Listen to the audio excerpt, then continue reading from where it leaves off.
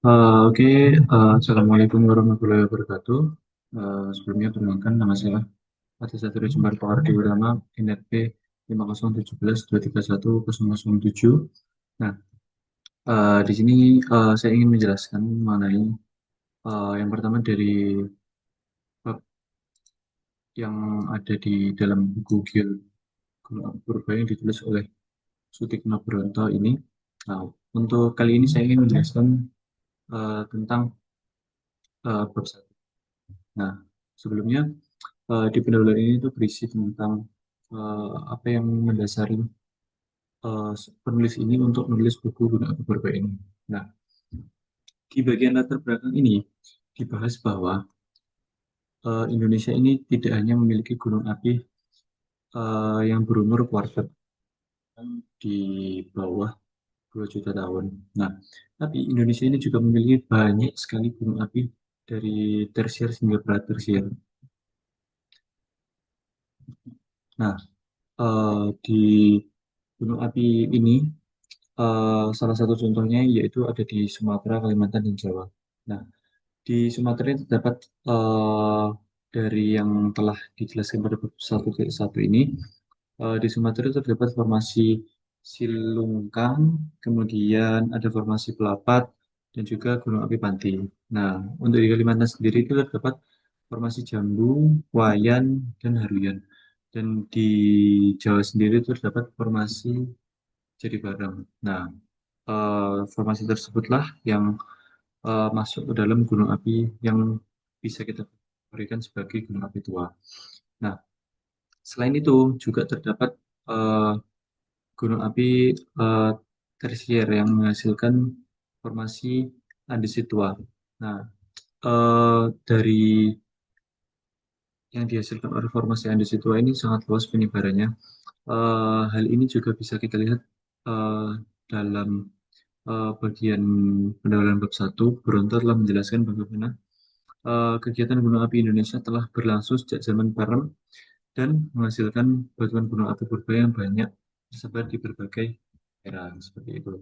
Nah, kemudian lanjut untuk di bab permasalahan. Nah, ini merupakan permasalahan yang mendasari mengapa dari Bronto ini untuk menuliskan buku ini. Hal apa yang menjadi desakan beliau untuk menulis ini. Di bab permasalahan ini, eh, meskipun dari Indonesia sendiri ini memiliki banyak gunung api purba seperti yang telah ada dijelaskan dan di state di 1.1 ini, tapi juga eh, kekurangan yang dihadapi oleh para vulkanologi di Indonesia itu adalah gunung api ini merupakan suatu hal yang non-profit oriented, atau juga bisa kita sebutkan bahwa eh, penelitian mengenai gunung api ini itu kurang menjanjikan eh, istilahnya ekonomis. Nah, jadi dari hal situ penelitian terkait vulkanologi di Indonesia ini lebih bersifat secara sosial. Nah, dikarenakan hal itu penelitian di Indonesia ini bisa dibilang mundur dibandingkan di negara lain. Nah, em, dari situ juga pada Gunung Api Purba mempunyai arti yang penting, meskipun eh, penelitiannya masih terbelakang, tapi Gunung Api Purba itu memiliki arti yang penting. Nah, yang pertama itu adalah mempunyai perkembangan kegiatan dari gunung, mengetahui perkembangan eh, kegiatan dari gunung api yang ada di Indonesia. Nah, kemudian juga ada dapat menjelaskan hubungan antara gunung api dan proses mineralisasi logam yang ada di Indonesia, serta kemudian memahami sejarah perkembangan gerak bumi dan tektonika yang ada di Indonesia. Jadi sebenarnya gunung api purba ini memiliki aspek yang sangat penting untuk dipelajari, sebagai menjadi dasar-dasar ilmu yang kemudian akan menjelaskan tentang perkembangan teknologi di Indonesia, juga hubungan antara gunung api dan mineral logam yang terbentuk, juga perkembangan dan juga bisa kita gunakan untuk memprediksi bagaimana perkembangan kegiatan gunung api di Indonesia untuk selanjutnya. Nah, em, keterbatasan yang menjadi permasalahan lanjutan itu juga ada pada kesulitan untuk mengenali sisa-sisa gunung api purba yang ada di Indonesia ini. Nah, kesulitan yang dimaksud di sini adalah karena sebagian besar telah karena gunung api purba ini telah terbentuk sangat lama, jutaan tahun bahkan ratusan juta tahun, sehingga proses erosi dan juga pelapukan eh, yang terjadi itu juga sudah melalui waktu yang sangat lama, sehingga gunung api purba ini memiliki em, telah terjadi proses erosi yang sangat lama itu sehingga eh, apa yang didapatkan di masa sekarang itu kurang dapat eh, menjadi cerminan yang ada pada masa lampau. Nah, tapi ini merupakan salah satu kesulitan yang dihadapi. Mencari sumber yang otentik dari gunung api purba inilah yang sangat disulitkan oleh eh, para vulkanologi di Indonesia. Juga karena telah tertimbun oleh endapan yang lebih muda dan juga eh, atau juga telah terpotong oleh struktur geologi lain selama masa waktu terbentukan hingga hari ini. Nah, kemudian ada hal lain yang juga yang menjadi permasalahan yaitu bukti lapangan yang tidak utuh. Ini juga disebabkan oleh proses erosi yang terjadi setelah sangat lama. Nah, sehingga dari bukti lapangan yang tidak utuh ini, interpretasi menjadi sangat sulit untuk dilakukan. Nah, kenapa? Karena eh, hal yang bisa kita interpretasikan untuk gunung api ini merupakan harus hal yang otentik. Nah, sedangkan proses erosi dan juga pelapukan yang telah terjadi itu eh, menghalangi kita untuk menemukan bukti lapangan yang utuh ini. Nah, eh, sebenarnya dari hal ini bisa dilakukan eksplorasi lanjutan. Tapi di Indonesia sendiri itu kurangnya perhatian dalam eksplorasi lanjutan untuk permasalahan vulkanologi ini. Seperti yang sudah kita state di awal bahwa rata-rata untuk eh, penelitian yang ada di Indonesia ini berada pada aspek sosial sehingga untuk eksplorasi ini sangat sulit dilakukan oleh eh, salah satunya perusahaan-perusahaan swasta begitu. Nah, kemudian dari permasalahan ini eh, terdapat maksud dan tujuan dari penulis ini untuk menuliskan buku ini. Nah, maksud dan tujuan eh, dapat dilihat di gambar satu satu ini yang merupakan eh, geologi gunung api. Ini merupakan istilahnya poin-poin utama yang menjadi bahasan kita di geologi gunung api ini. Yang pertama yaitu eh, geologi gunung api dalam aspek sumber daya geologi dan juga geologi gunung api dalam aspek bencana geologi. Nah, di sumber daya geologi itu ada terdapat mineral, energi, dan lingkungan. Sedangkan di bencana itu terdapat gempa bumi, letusan gunung api, tanah longsor, dan juga tsunami dan gunung api lumpur. Nah, maksud dan tujuannya dituliskan dari buku ini adalah yang pertama itu merupakan bertujuan untuk menjelaskan pengertian gunung api purba, ciri-ciri dan pengenalannya. Eh, Hal ini didorong karena Indonesia itu masih belum memiliki penelitian lanjutan terkait gunung api purba. Nah, kemudian eh, maksud dan tujuan selanjutnya itu adalah menunjukkan bentuk dan produk hasil kegiatan gunung api purba yang dapat yang dimaksud di sini adalah yang dihasilkan dari gunung api purba seperti mineral-mineral yang terbentuk, terus kemudian mungkin juga gunung api lain yang terbentuk, juga bencana-bencana geologi yang disebabkan oleh gunung api tersebut. Nah, kemudian juga eh, bertujuan untuk menyajikan contoh gunung api purba di Indonesia yang telah diketahui melalui penelitian. Meskipun penelitiannya masih kurang, tapi hal ini dapat mendasari eh, sebagai dasar ke penelitian lanjutan. Nah, sehingga buku ini tuh diharapkan untuk menjadi panduan dalam mempelajari sejarah perkembangan gunung api dan kaitannya terhadap eh, kegiatan gunung api di Indonesia. Juga menjadi dasar dari dua pecahan ilmu yang dimaksud dalam bagan yang ada di sini, yaitu sumber daya geologi dan bencana geologi.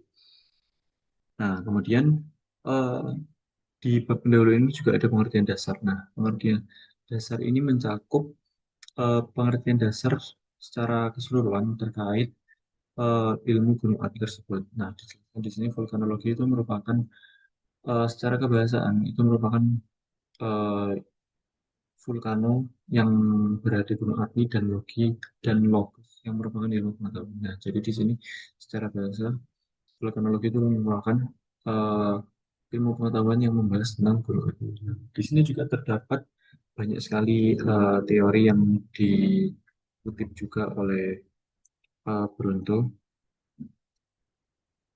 di sini. Nah, secara keseluruhan dari teori yang dijadikan sumber itu eh, memiliki pengertian-pengertian yang berbeda. Seperti dari Kasuma Dinata itu memiliki pengertian bahwa gunung api aktif adalah gunung api yang masih menunjukkan kegiatan magmatis seperti letusan dan gejala panas bumi.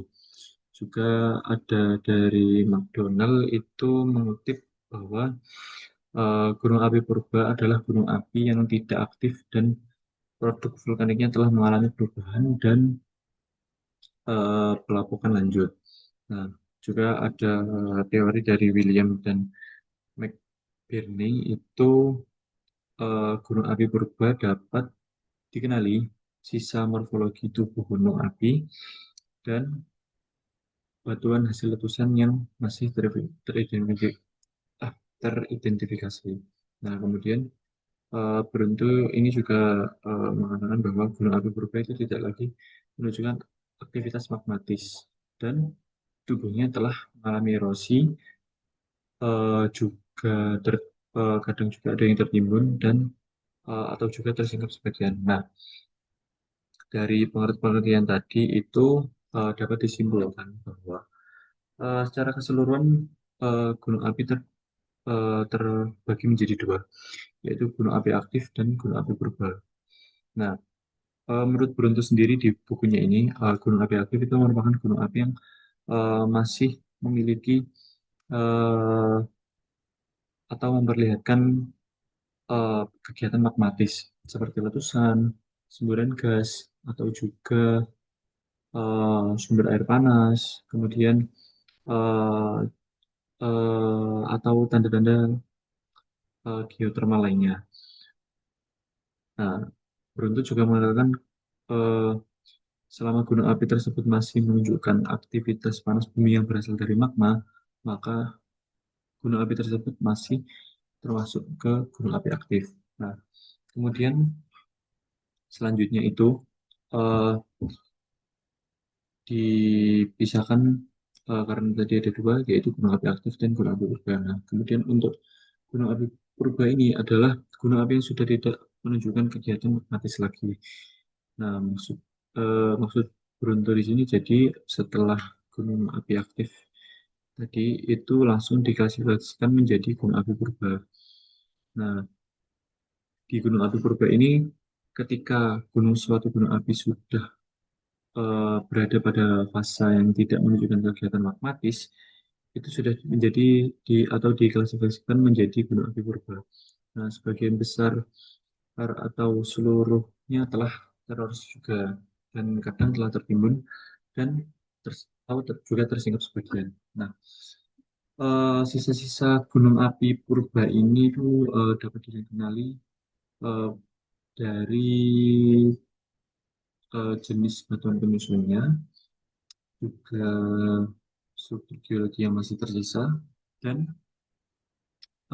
pola sebaran produk vulkanik seperti breksi, lava, dan tuff. Nah, seperti itu. Nah, kemudian kita di sini juga diberikan mengenai eh, dari istilahnya lama hidup dari suatu gunung api.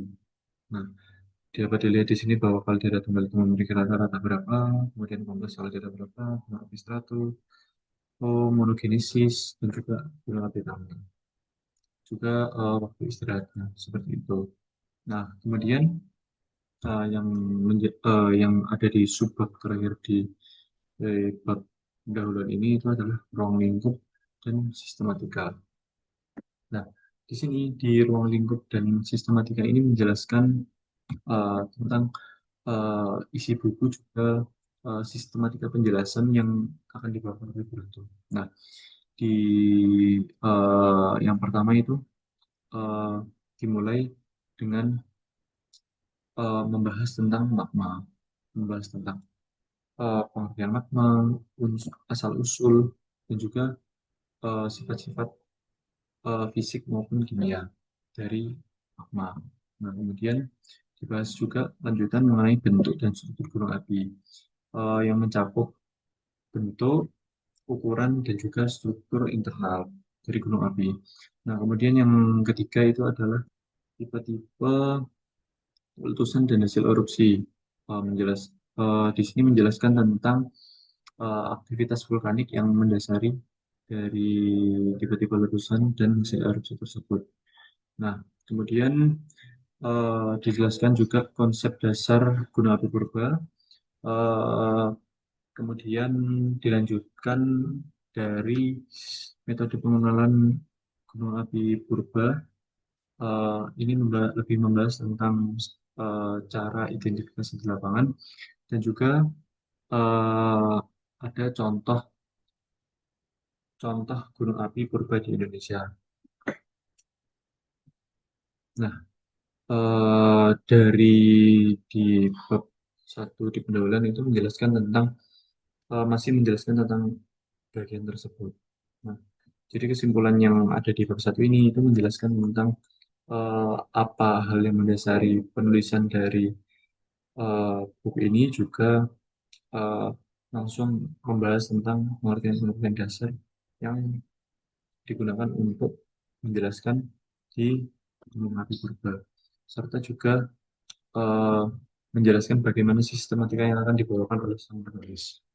Mungkin dari penjelasan di bab satu cukup sekian. Kurang lebihnya mohon maaf. Wassalamualaikum warahmatullahi wabarakatuh.